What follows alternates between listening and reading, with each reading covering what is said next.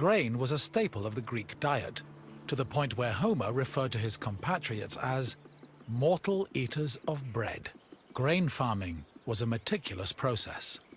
Due to dry summers, artificial irrigation was impossible, so farmers had to rely on rainfall to water their crops. This gave them very narrow windows for sowing and harvesting. On a farm of this size, only half of the field would be planted every year, while the other half would lie fallow to avoid exhausting the soil. According to the poet Hesiod, the best time to sow grain was in autumn, and the best time to harvest it was in May. Fortunately, if farmers missed their opportunity, they also had a chance to plant millet in the spring.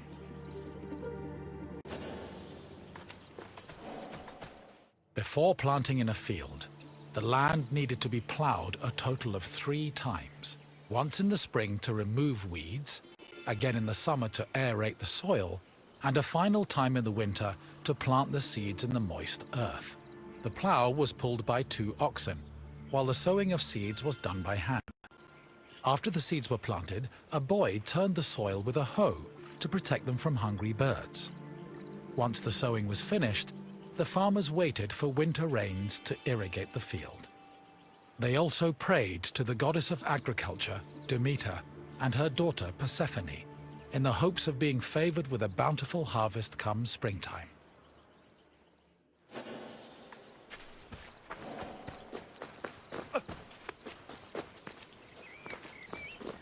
Grain was harvested in the spring using a curved knife called a sickle. With their backs to the wind, the reapers cut the plant stalks and left the sheaves behind before moving through the rest of the crop. Once the harvest was mowed, the sheaves were brought to the threshing floor.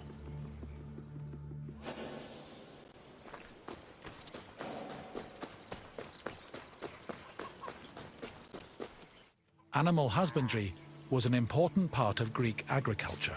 Farmers usually kept cattle, donkeys, sheep, goats, pigs, dogs, geese, and chickens.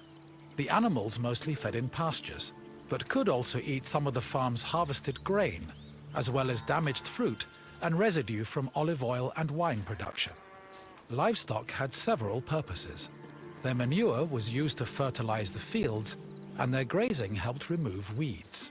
Arcadia was a mountainous region believed to be the home of the god Pan, so farmers were more likely to keep sheep and goats than cattle.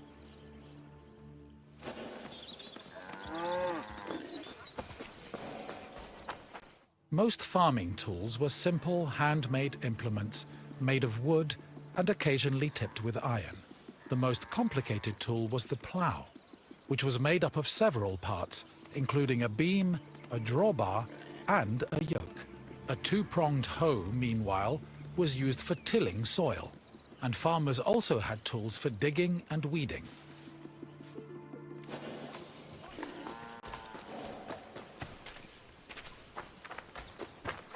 After the sheaves were harvested, workers brought them to the threshing floor to extract the grain.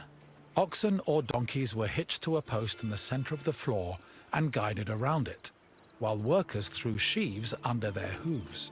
The animals, stomping, forced the grain kernels out of their casings. Afterwards, the kernels were collected for the winnowing process. Winnowing helped separate the heavier grain seeds from the chaff. It began with using a wooden shovel to toss the grain. While in the air, the wind blew away the lighter chaff, leaving only the heavier grain.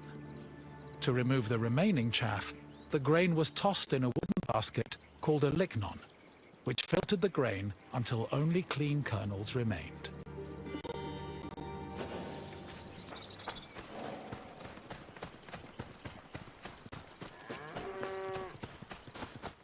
Barley, which was used to make flour, was different from other types of grain. Threshing was not enough to separate the barley from its husk, so instead, it was roasted in a specialized tool called a frigatron. After the barley was roasted, it was pounded with a mortar and pestle. The pounded grain was then ground into a meal using either a hand mill or a hopper mill. Grinding was boring work, so workers often lightened the mood with a mill song. Once the barley was completely ground, It was sieved using a wicker basket called a koskinon, making it ready for use.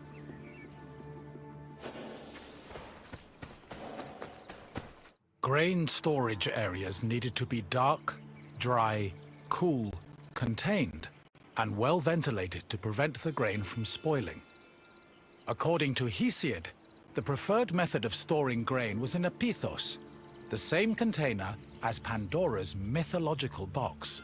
Archaeological evidence suggests that Greeks may have also stored grain in small, walled structures woven from branches.